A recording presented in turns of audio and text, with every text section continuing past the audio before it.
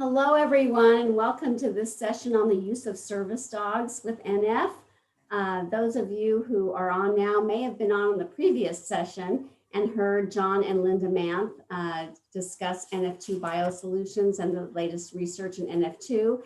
This particular session is very applicable to NF2 and NF1 patients, so we're delighted that you're on. I'm going to repeat the introduction, so just forgive me, but it's worth repeating because John and Linda are such outstanding individuals. They're from Buffalo, New York, and their daughter Leah was diagnosed with NF2 at age 7. Since then, the entire family, and I mean entire family, has been dedicated to finding treatments and a cure. John serves on the board of NF2 Biosolutions, NF Northeast, and the NF Network. Linda also works tirelessly as an NF2 activist. And she was instrumental in this service dog, in acquiring a service dog. So you'll hear more about that in just a few minutes. When they're not spending time on NF related activities, Linda works as a nurse practitioner and John teaches criminal justice. It is truly my honor to introduce them to you today and to call them my friends. John and Linda will leave time after their presentation, if possible, to answer your questions. So please leave your questions in the Q&A box at the bottom of your screen, and we'll do our best to get them answered for you. And now I will turn the program over to who I call our dynamic duo. Take it away, John and Linda. Thank you, Sharon. So yeah, my name is John Manth. This is my wife, Linda, and we are little ground rules here. We're not experts in dogs. We're not dog trainers. We don't have degrees in animal science. What we do is we've gone through the process though. So we have, oh, by the way, this is closed caption. So if you hit that button at the bottom, you can get closed captioning. What we've gone through the process. Our daughter Leah has a beautiful golden lab named Dasher, who has become my favorite person in the family by far. And he, next to Linda. So we just want to share our process and our knowledge on that and answer any questions you have. And maybe it's something that you decide you want to do for your child or for yourself. So we always like to begin with the science of it a little bit. And there are benefits that have been well documented with human-animal interaction. Definitely being around animals for most people decreases blood pressure, heart rate, behavioral distress, and while it increases relaxation. It also makes you have interpersonal interactions that you maybe wouldn't have necessarily planned on, which can be a good and bad. Walking pets can actually lead to interaction as well. And interestingly enough, pet owners have fewer doctor's appointments, miss fewer days of work, and actually exercise more by just getting out of the house. And I think this pandemic has kind of taught us that a lot of people are like, can I get a dog and go take a walk? It also, in terms of hormones, pet interactions can decrease cortisol and increase oxytocin, which both will actually lead to reduced stress. And it may help stimulate memories and problem solving and promote language skills, which is why they can be so beneficial with both the younger and the older population. And they elevate moods. Some kids are more social when they play with a dog compared to a toy. And again, it can trigger interactions you wouldn't necessarily have predicted. So why dogs? There are some differences, obviously, between humans and dogs. As humans, we have about 6 million olfactory, which is what we smell with in our nose, and dogs have 300 million of those receptors. So they are way better at just detecting things than we are. The part of the dog's brain that analyzes smells is about 40% larger compared to that same area in humans. So they're literally built to detect smells. And then they're built differently on top of it. We breathe, inhale and exhale through all the same airway in our nose and our mouth. And dogs have completely split where they breathe from and where they smell from. It's on 2 different pathways. So they have a pathway that's very focused on just detecting smells and differentiating them. They also then exhale. You can see the lower picture, the slits on the sides of the nose. What they are is that allows for exhalation to go out the nose as new smells are going into the nose. And then on top of it, they have an organ we don't even have. The nasal organ in humans in dogs allows them to detect the pheromones, which are the chemical part of smells that dogs can distinguish what it is that they're smelling. We're familiar with Four Paws for Ability, which we'll talk about in a second, but they're, they have determined that certain breeds definitely lend themselves to service dogs. Now, there are organizations that will take stray dogs and abandoned dogs that aren't specifically bred. And what Four Paws found early on is for about every 10 or more dogs that they spend a lot of time and effort on, they might get one dog that was able to be a service dog. And that certain breeds lend themselves, and they decided to focus on breeding them specifically since they're going to be a service dog organization. So Golden Labs remain the core of their program. They have a mixing of an outgoing and caring quality of both Labrador and Golden Retrievers. The Newfoundland mixes are becoming a new part of their organization as well, because they're incredibly loyal, have a very devoted temperament. And again, sometimes for people in wheelchairs, people that have prosthetics, having a larger dog can be the goal.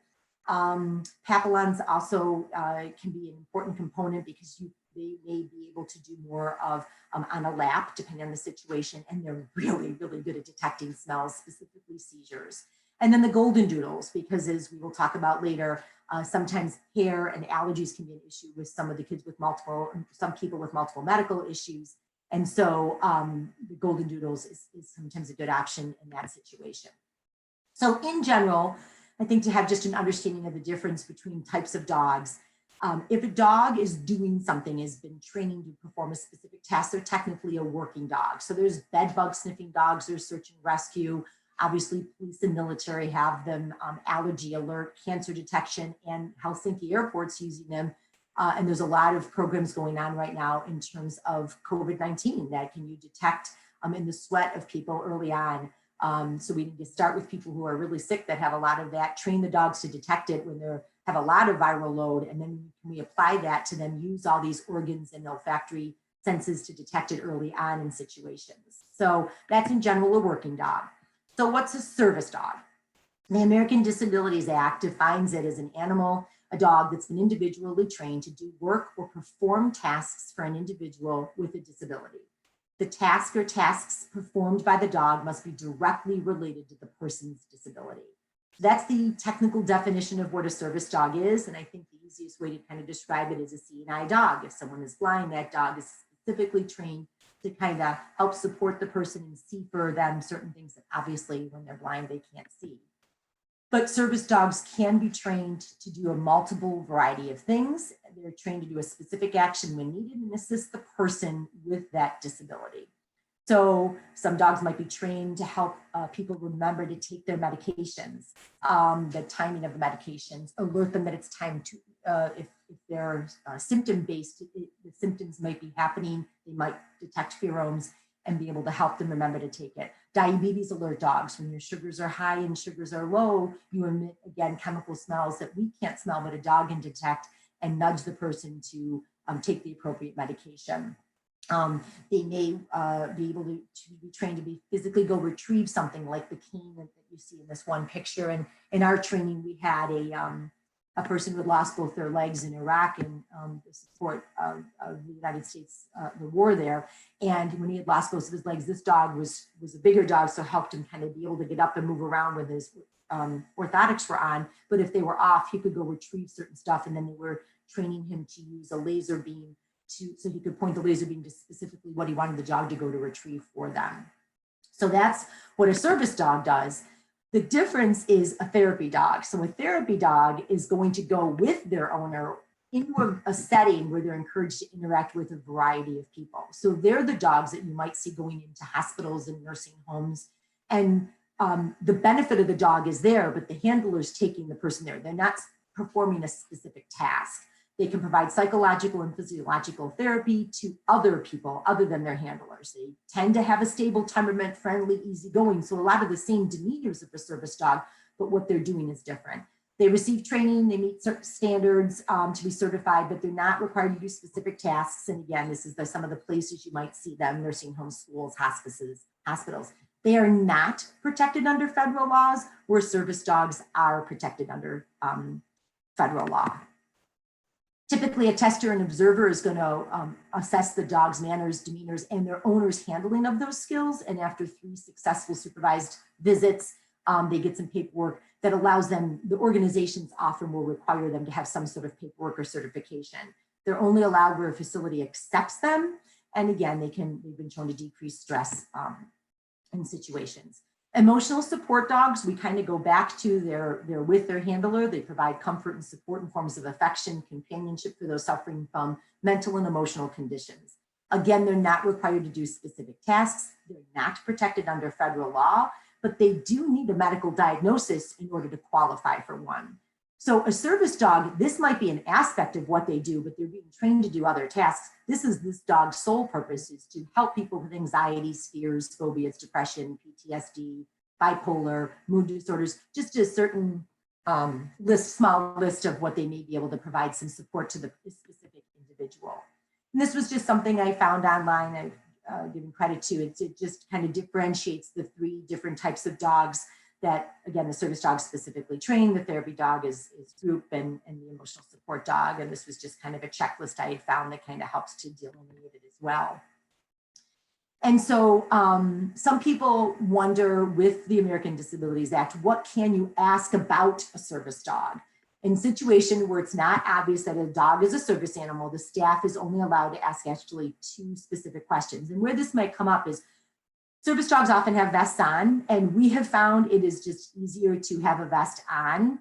Is there a specific certification for service dogs? And I'm going to kind of hit this on another slide as well, but this is where it gets very, very confusing, and there is not. So if they don't have their vest on, but they don't have to have a vest on. So if someone wasn't sure if it was a service dog, they're allowed to say, is the dog a service animal required because of a disability? And what task are they trained to perform? You actually can't specifically ask for any documentation. You don't have to require that the dog sit and demonstrate it. And you actually can't ask about the person's disability. Now, obviously you say, the dog's been trained to help me with hearing. You can kind of assume that someone's situation might be that they have a hearing issue, but just some of the do's and don'ts of the actual law, so to say. And the problem is that a lot of places you go don't know that those are the only 2 questions you can ask. So We'll go to a hotel and we'll have the dog with us, and they'll want paperwork. And we do have paperwork from the organization, so we do show it, but we're not required by law to show them that paperwork. So it is difficult. There is a huge need for national standards for all of this stuff. And that's something that hopefully we'll see in the future. And I kind of, and really why they don't have a specific certification specifically for service dogs, and the equation or the analogy I give people is that if I were to say, hey, we need a cookie tomorrow, a nice decorated cookie. Some people might be Martha Stewart, make it from scratch, decorate it from the beginning, and you have a beautiful cookie at the end.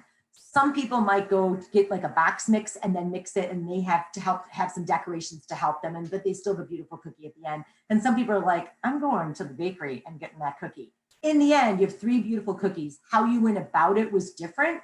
And that's where you need different service organizations to come to an agreement. And the problem with that is that there's many different organizations, and seeing eye dogs are one form, and it's a very different training compared to all the other disabilities that can be out there where service dogs can be helpful, and how you go about training can be different. And so trying to get a national group to agree to all that is where there's still some work to be done. Emotional support, therapy, companion animals, are they covered under the ADA? They're not, because they're not, again, trained to do a specific task, so they don't qualify. Some local and state governments may have some different rules, but in terms of federal. Well, John, talk a little bit about this. We went to a symposium several years ago in Michigan, and we met and heard a presentation from a woman with NF2 there who has an awesome dog.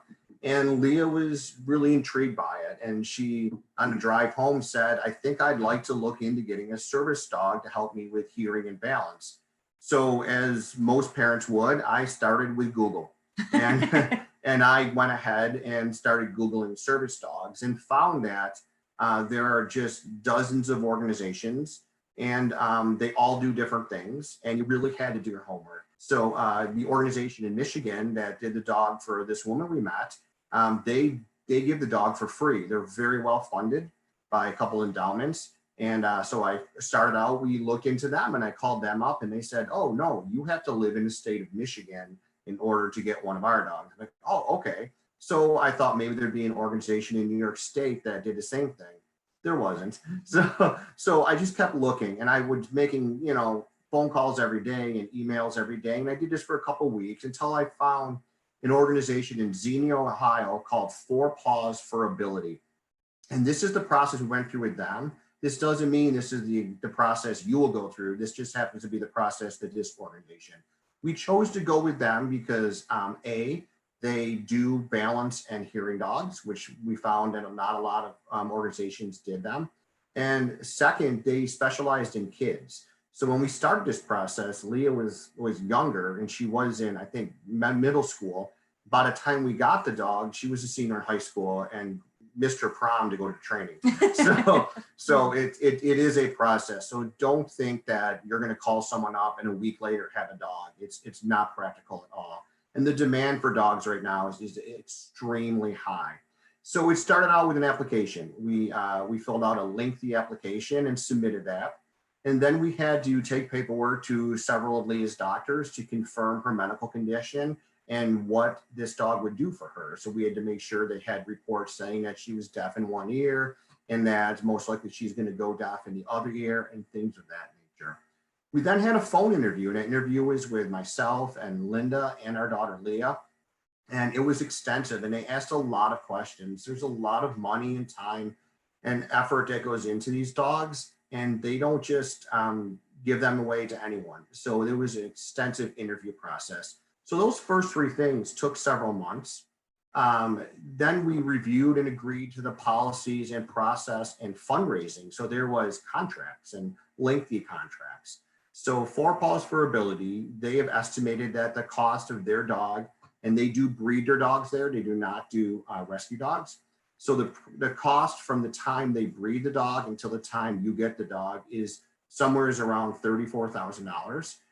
They have money as well, and they generally ask the owner of the dog, the family, to participate in funding half of that. So that meant we were owed $17,000.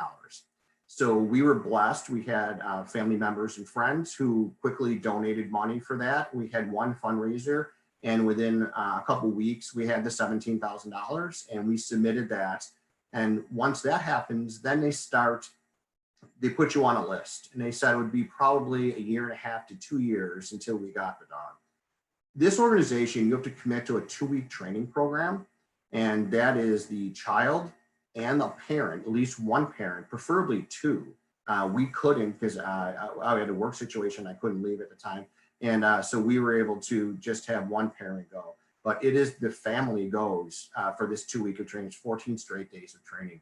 So we had to make a video in between there. And the video was all about our house and about Leah and other dogs that he might be exposed to and things of that nature. And that helped them to place Leah with a dog.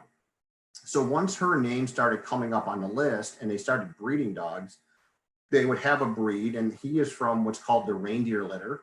And it was, I believe, 2016, a couple days before Christmas. And it was 8 or 9 males that came out, and he was the first to come out. And they said it's so close to Christmas and they're all boys, we're going to name them all after all the reindeer. So he was Dasher. So, and he is Dapper Dasher, we call him. He is absolutely beautiful. And so we then got this email, and it was a big picture of Dasher, and he was introducing himself to Leah, and it was really emotional and cool. And we got our training dates, and Linda's going to tell you about the training process. So the first part of this is a video that we're going to show you. So this is the room at Paws. So when we, again, committed to them, they were one of the few organizations, John said, that actually worked with kids, but it doesn't mean they don't work with adults. So this was a mixture of kids and adults, and, you know, any form of, I guess, disability you can think of. There were people who had prosthetics, there were people in wheelchairs, seizure disorders, G-tube feedings, emotional ADHD, learning disabilities, autism, self-harm, all of it. And all of the families were all in there together. And literally the first person who gets to meet their dog ends up being Leah, and Dasher comes out. So this was a video, and this was everyone's reaction to finding this dog that's been this goal all along. Unfortunately, the video is not captioned.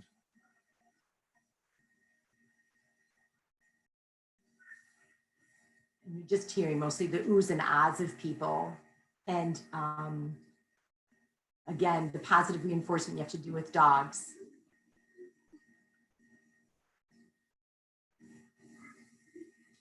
and an incredible volunteer organization that volunteers help every family get a blanket, so that that's the blanket that you and your dog can sit on when you're first meeting them. Volunteers that from the beginning, literally the day the kids are born, the puppies are born, is that they're kind of poking and prodding and playing loud music and loud sounds so that these dogs can learn to adapt to different situations. We have a friend who's an airline stewardess, and she says there's lots of dogs that come on that have a vest on, and the family or the owners say it's a service dog, and she and her staff can tell a million miles away who the real service dogs are, because they really learn to adapt to anything and are pretty affable. So some pictures on this side, it's just showing like Leah learning how to, for her situation, is coordinating the grocery cart and the dog. Some of the other families, it would be the mom accommodating the grocery cart and pushing the wheelchair. So it was all, we all were together and had individual time and then group time of learning how to adapt to these dogs. We had to spend 2 weeks in Xenia, and all of the local hotels understand, and give a rate. There's volunteer organizations that help with food. And then every restaurant and mall in the area is used to all these volunteers. There's a huge amount of people that bring these dogs in and foster them. They start with literally the mother. This is Sushi down there, the lower right picture, and that's Dasher's mom. So Sushi's on everyone's right, and Dasher's on the left in the lower right picture. And once they were done with that dog breeding, the owner gets to keep the dog. But it's a long process to get there. And so once they're done and they're weaned off, someone's got to take them and learn them to potty train. And then they start with basic sign language, hand signals, and the positive reinforcement and no barking. And then you also have to agree to take them back to the facility so the trainers can be working with them as well. There's also a prison program where some of the dogs were taken to the prisoners, and they do a focus on training in the prison situation. And then on the lower left picture, it's showing one of the girls that took Dasher to college with her. And one of the colleges, they're used to having the service dogs that are in training, so to say, in college dorms, on college campuses, in college cafeterias, in college classrooms and labs. So it really is a pretty amazing. So we always joke that Dasher has done time in prison because he was trained in prison for several months. And he also has attended the Ohio State University. So he is a very well-versed both dog and deviant. So some of the other things you also have to learn about is, how to care for the dog themselves, their nails, their hair, their teeth, and then learning basic commands and learning how to train them as things evolve. And then the other thing that Paws also does is we have to send in that we've been taken into the vet. We keep his shots up, and they'll send us a little certification card that we can put into his vest. There's a little pocket for it. And also, if we need to train him for something specific, we watch them help other families how they train. So you all learn how to train your dog. And then you can also call Paws, and they'll help you with something specific as things evolve. And then when it's all said and done, we went to the local mall, and they had to watch us do certain things. And then there was a graduation ceremony. So what does Dasher do for Leah? And there are some days that he is just a dog. And you do have to let them do that. They can't be on 24/7. And there's days that Leah needs a break from Dasher as well. And it's wonderful. But that being said, he can hear for her. And we're going to show a video of something, a couple of them in a minute. And he assists with her balance, especially at night when it's dark. She really is not always aware of where she is. And that's why he's a little bit on the bigger side. And there's a couple of special handles we can give depending on the situation. And he is a companion. I think for many people, especially with both NF1 and NF2, they sometimes just need a friend who doesn't necessarily talk back. And in that support, they can provide the support, but there's a lot of specific tasks they can do as well. So in this video, if I were to call to Leah, and we do this a lot even within the house, we live in a small house, but if she's upstairs with the door closed, she only hears out of one ear. She may have something, music playing or doing an online class. If I say, Leah, Dasher can go get her for me. So I don't have to text her all the time. So this is a video. And again, it's not, but what you're here, if you could hear, I apologize, is that Linda is calling Leah's name. And then Dasher hears that and goes and tells her.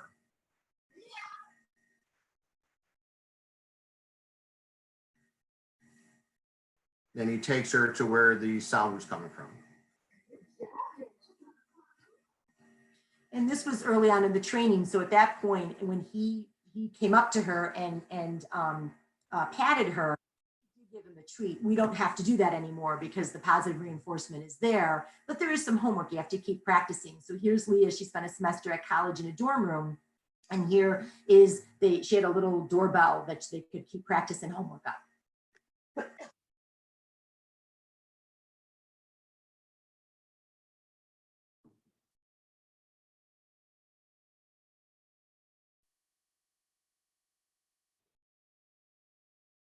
the sign language again with where, and he takes her over to the door. And he's also been trained with carbon monoxide detectors and smoke alarms. And then in the car with ambulance and sirens, that if he was in the seat right behind Leah, because he doesn't sit in the front airbag, he could tap her when she hears that. So we're focusing obviously on NF2 because that's what Dasher does for Leah. But as I sat in this 2 weeks of class and looked around me, aspects of NF1 and what families deal with, I couldn't help but say that service dogs could definitely lend themselves to obviously visual impairment, hearing impairment, autism.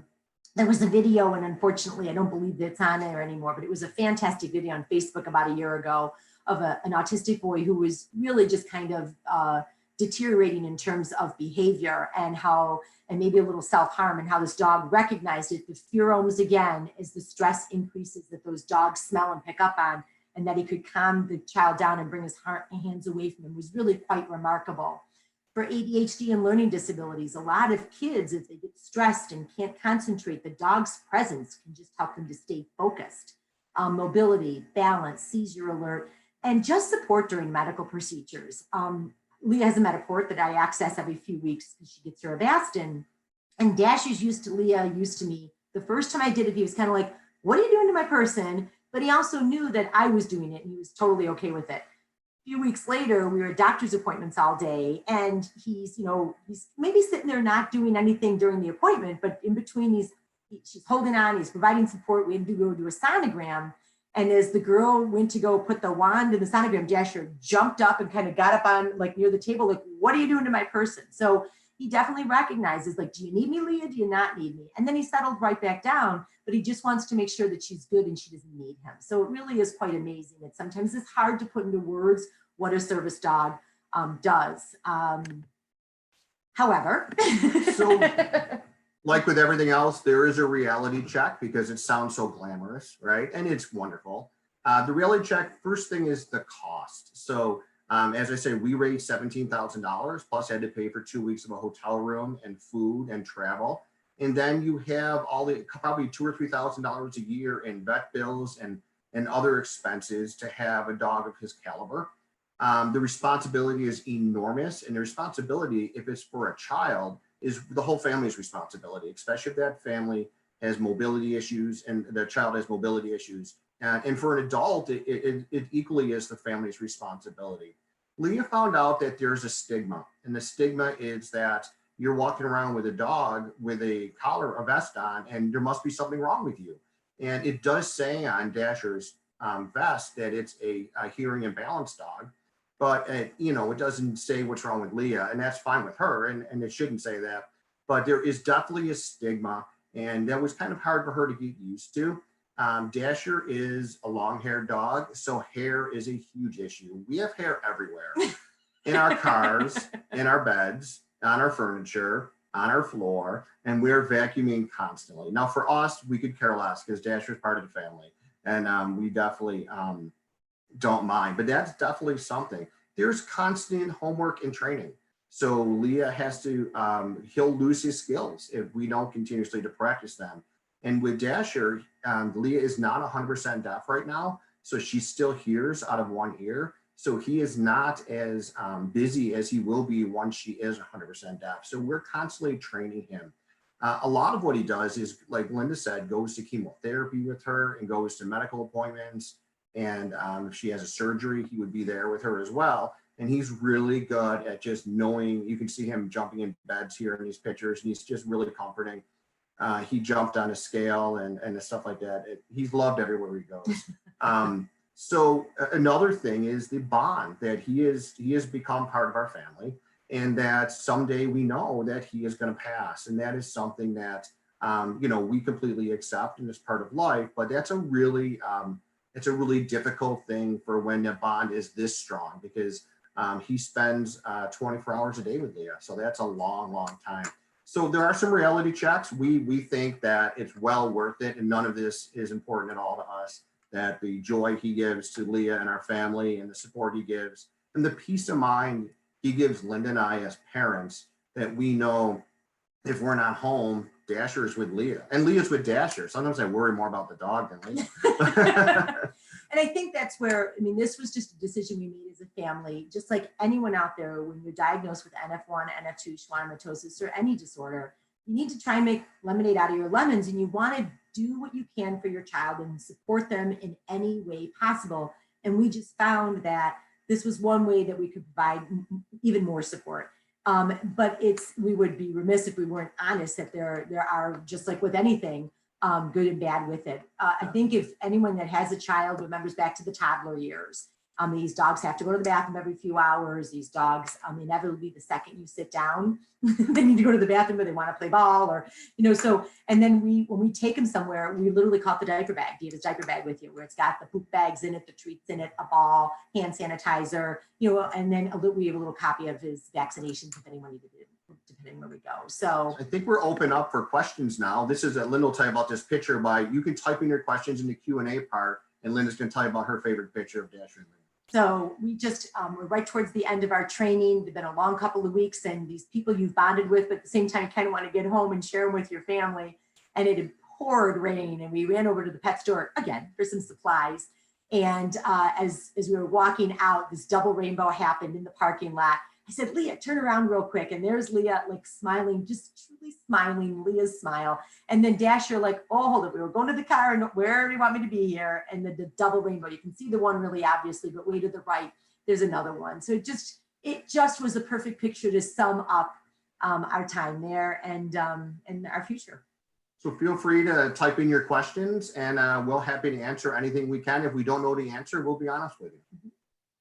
Yeah, we've really only got time for just maybe one or two questions here, so please do submit them to the Q&A box. I did see one that popped up in the chat. That was a question of how much to train your own dog, but maybe another question could be, is it possible to train a dog that you already have? So that's really difficult. We've gotten asked that question a lot, and the level of training that Dasher got was extensive with professional dog trainers. And I don't think, depending on what you would want the dog to do for the person, that it would be practical to train yourself, especially if it was like for Leah, for hearing, or for visually impaired or autism and stuff like that. That needs a professional trainer to do. Perfect. Thank you, John. And I think we've got time for one more. I have a question on, how does your service dog help with balance? So there's, he has his vest, I should probably go grab it. And then there's a handle that's on it that when Leah, she has his collar on and she uses a leash, but, and I guess in this last picture, you can almost just barely see the edge of the handle, that at night she grabs the handle, it's shorter and it's closer to his body. And so he'll walk, instead of heeling where they kind of go a step or two in front of you, he comes back and he's right next to her, so that if she starts to go off balance, if she goes to the right, he's always on her left-hand side, his weight kind of counterbalances to pull her back. And if she starts to go to the left, he's physically there to kind of push her back upright. He's actually rubbing right up against her left leg when they walk, and he's incredibly strong and stable, and she's thin as a rail. So she leans up against him, and it's helpful. And mainly only at night with Leah, when her vestibular system is destroyed by tumors. So when it's dark, her balance is really bad. The other way is you can actually, when you're on the ground, so Leah doesn't do this as much, but as the example of the person who lost both their legs, the one prosthetic bent one way and the one prosthetic the other way. So their dog was also a balanced dog, but they also taught him to brace. And what that meant was he came right up next to him and he put his hand on his back, and the dog stood and braced as he was able to get up and stand up. So it helped him to be able to get up after he put his prosthetics on. So there was that specific balance stuff. Perfect. Well, thank you so much, John and Linda, for this presentation. It's truly been insightful, and thank you so much for being a part of the Day of Information. Thanks for My inviting us. pleasure. Absolutely. So we are going to switch over now to pain management strategies for those with NF with Dr. Frank Bono. We hope to see you there. And once again, thank you guys for tuning in.